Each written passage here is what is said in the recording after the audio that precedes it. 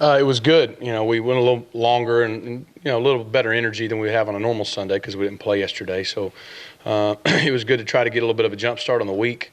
The guys had 2 days off, so we knocked some of the rust from that off. But I thought we were bouncing around. I thought we were fresh. And so it was good to get a little bit longer and extended practice today and get ready for the week. Were you pleased with, the bye week? Or do you feel like you accomplished what you wanted to? I think so.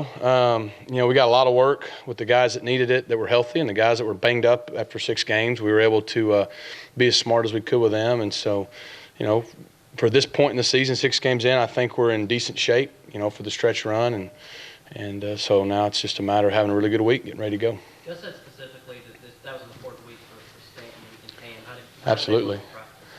Good. They got a ton of reps, obviously, and Cam's continuing to get better. Freshman, I thought he did some good things last game. Stanton has shown just a lot of explosiveness, and so he's getting more and more comfortable the more times he reps at the position, and so it was good for not only them to get the reps, but for the quarterbacks to get reps with them on a lot of the things that has to do with just being on the same page. He was out there, yeah. All the guys were out there, and he was moving around. He ran the ball some, caught some balls, so it was good to see him out there moving around. We're getting to the point in the season where Sean is starting to play teams, obviously, he played last year and had success. And can he take anything from the film he watches, like last year at Arkansas, or when they played Ole Miss the whole week last year? Yeah. Yeah, we've watched the film obviously from last year. Sean has as well, and sees some plays that we missed and some things we did well, and there's a lot of familiarity. Rob has been there and he does a really good job at what they do. So he's very familiar with us, and we played him now. This will be, I guess, the 3rd year since he's been there, 4th year with Bielema, and they do a really good job. And they do a good job defensively, making you earn everything you get, making you execute. You look at like last night. Ole Miss, they still had some big plays, but didn't have near the number of big plays they normally have. And that's a credit to their defense, making you earn everything and out-execute them. And that's hard to do, but that's what they make you do. So it's been good for them to kind of see that and just see that we got to be on top of our game if we want to move the ball against them. What were the reps like with the offensive line? Or was Xavier back to the first team, or is it still Austin and Darius left tackle? We're doing like we do every week. We're mixing and matching guys for scenarios that could come up. I think he's getting closer to 100%. I don't know if he's 100% right there. I don't know if anybody is at this point in the year, to be honest with you. But he's better. He's moving around pretty good. And so, we feel like we got all those guys ready to roll however we need to do it. What is Jason Smith's position at this point? He's still playing some receiver. He's comfortable. He played quarterback in high school. Obviously, we recruited him initially to do that. So he kind of gets some reps there, too, in case needed. But he's just an athlete weapon for us. I know he's dealing with some injuries, but just where was Marcus Davis these last couple of games, and where is he at now? I think Marcus is the healthiest he's been, knock on wood, since the season started. He's been playing with his hand taped up and splinted up, and I think that's probably why you saw him drop a couple balls earlier in the year that he doesn't normally drop. I think he's going to be out of that and be full speed now, though. So Marcus is a guy, once again, that the numbers may not be where he would want them or where you'd want him as a senior wideout, but I think he's proven over the course of his career here he can make big plays when we need them. And, for us to win some of these games down the stretch, particularly on the road, but even big games like this at home, we're going to need guys like him to step up. He'll get his opportunities, and I believe he'll make the most of it. Last year when you played Arkansas, drops were a big concern, especially there late. Yeah. Haven't had as many drops this year as you did right. last year. What's been the key to that kind of success in catching the ball? Yeah, well, I think it kind of comes with the job description at wideout. We got to catch the ball, and they've done a good job of really focusing on it. We've, I'd say back in the summer on their own, all fall camp, those guys have been on the jugs machine probably more than we ever have. And at the end of the day, it wasn't just drops. It was as whole. Again, Arkansas, they do a great job making you execute. And if you're off just a hair, it's tough. And, they did a good job last year. Credit them for keeping us from executing at the level we needed to win the football game. And so that's our challenge this week is, they are what they are on defense. We are what we are on offense. I think both sides know that to a large degree. And so it's going to be who plays the best and executes the best. And catching the football is part of that. Rhett, how confident are you that Kerryon will be ready to go? I feel pretty good. Like I said, I got to see him move around today. It's a day-to-day thing, but after today, I feel like he's got a shot. And just knowing the kid like I do, we'll see as the week goes on, but I'm optimistic still.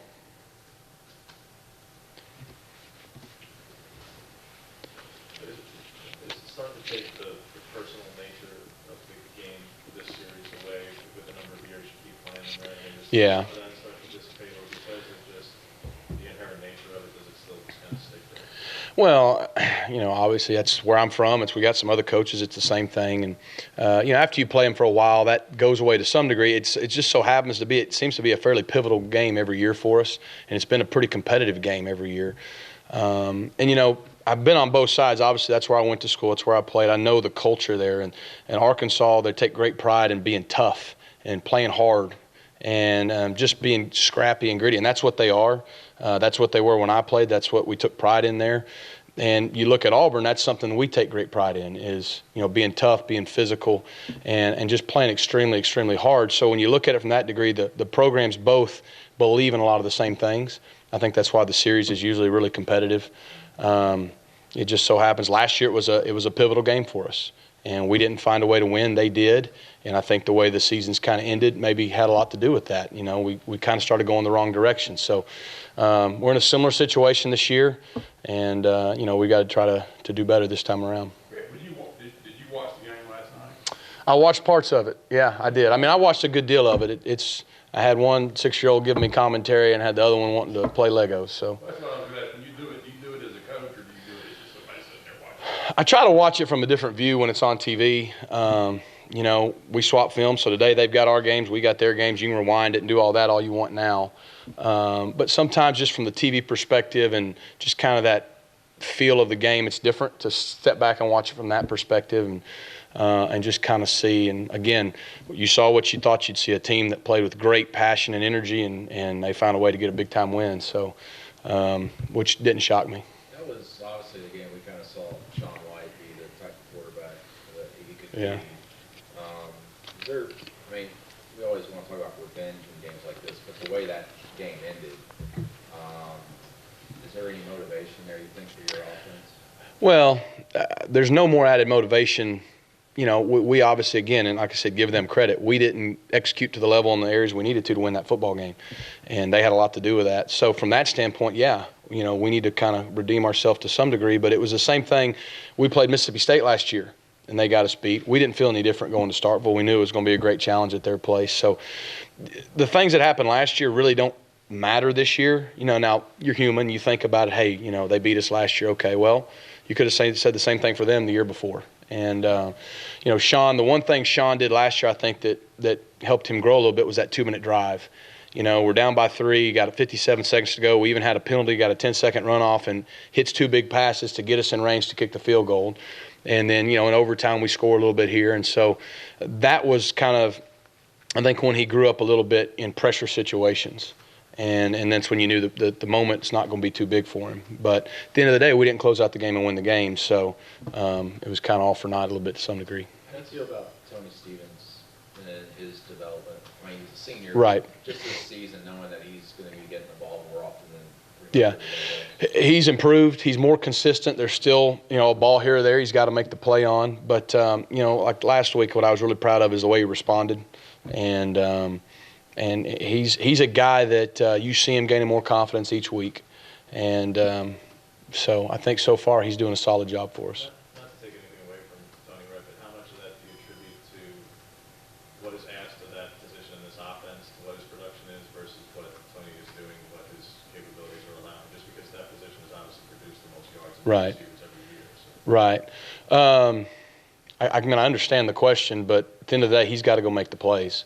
So, and I think he's doing that more so than he has in the past. And that's a position he's played before too. So we have moved him around over time, but he's familiar with the position. And, again, is he as consistent as he'd want to be? No, but he's more consistent now than he's ever been in his career. And that's what's, again, I think I saw the stat. He's made a lot of big, first down catches, touchdown catches, situationally specific catches that have been big for us. And those things are going to need to continue and maybe even raise their level for us to do well down the stretch this second half. I know a big emphasis was red zone touchdowns and really when you start getting those. Yeah. But is there a part in drives where Sean's been really efficient from a turnover standpoint, at least through the air, where, you get past the 40 and you go, okay, we got 3, or is that a defeatist attitude in your mind? Well, yeah, you don't think of it. I don't think, oh, we got points, let's get conservative, if that's what you're saying. You got to play aggressive and trust your guys to make plays and protect the ball. And that's one thing that we've really focused on this last week and now this week.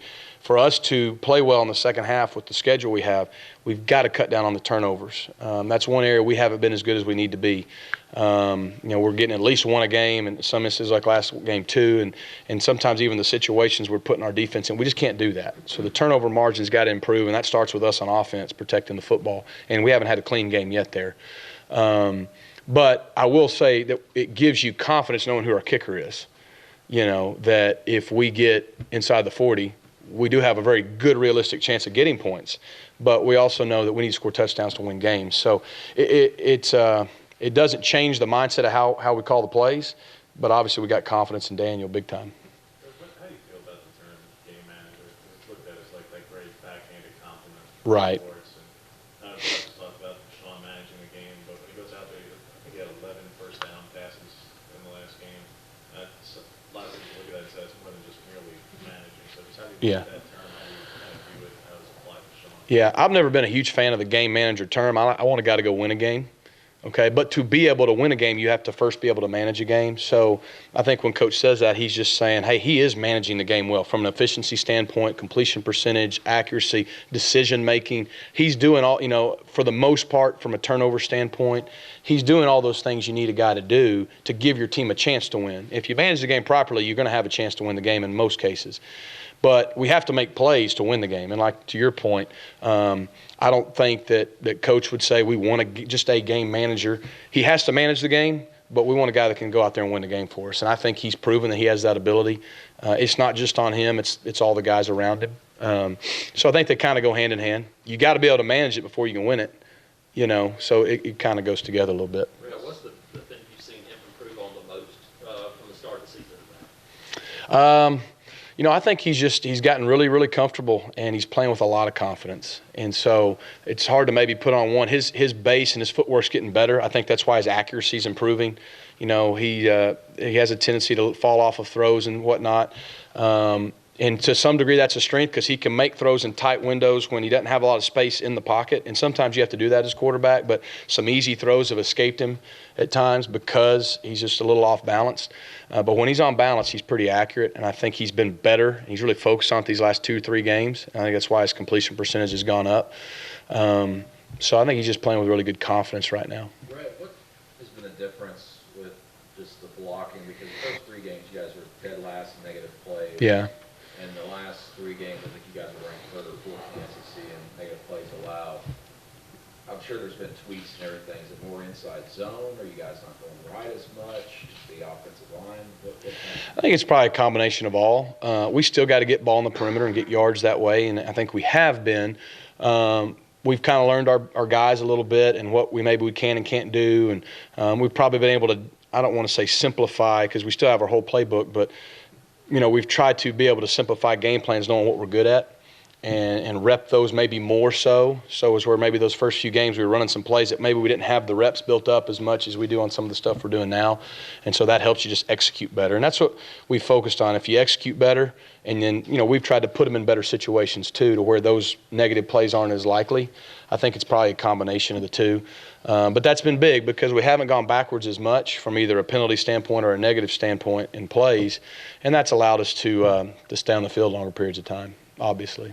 How's Jason Smith handling, not playing a lot, but also, as you said, he's getting some reps at quarterback. Right. So it's almost like he's in a position where he might not even get to play quarterback, obviously, but also he's having trouble getting right.